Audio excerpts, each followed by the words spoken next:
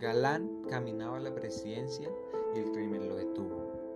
Hace 30 años, una serie de disparos desde la multitud acabaron con la vida de Luis Carlos Galán, quien había denunciado a Pablo Escobar y se perfilaba como el próximo presidente.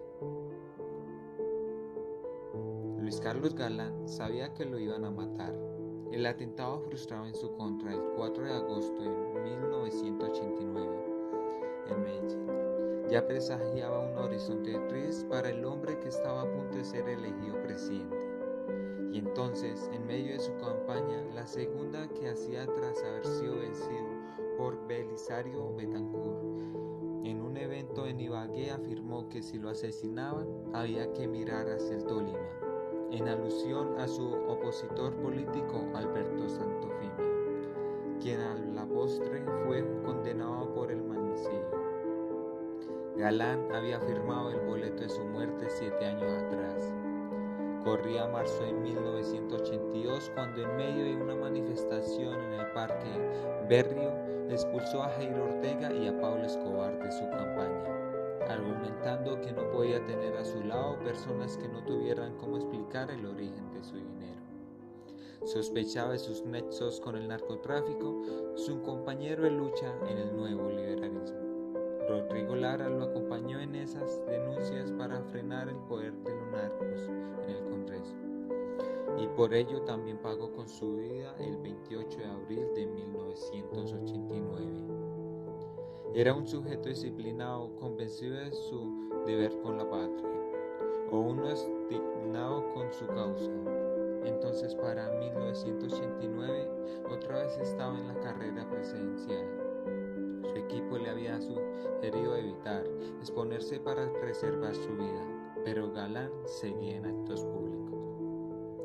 Entre la multitud y sin más protección que los hombres que lo rodeaban, de los que tiempo después surgirían dudas sobre su presunta participación en el asesinato. Era 18 de agosto de 1989 y ese día usó por primera vez un chaleco antibalas.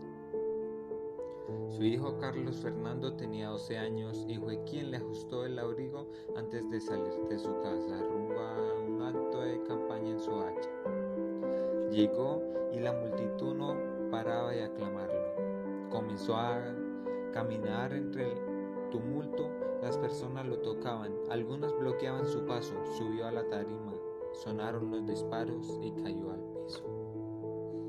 Desde Bogotá, el presidente Virgilio Barco hacía una alocución lamentando el asesinato. Ese mismo día, en horas de la mañana, el coronel Valdemar Franklin Quintero, cuando interrumpió su intervención para informar lo que acaba de suceder al candidato, a quien le deseaba pronta mejoría. Antes de amanecer, la esperanza se desvaneció y Galán murió. En el acto también perdieron la vida de su escolta Santiago Cuervo y el concejal Julio César Peñalosa. En el entierro, su hijo Juan Manuel entregó las banderas de su padre a César Gaviria, quien se convirtió luego en presidente. Galán acuñó la lucha contra el narcotráfico, un delito como él mismo lo denunció.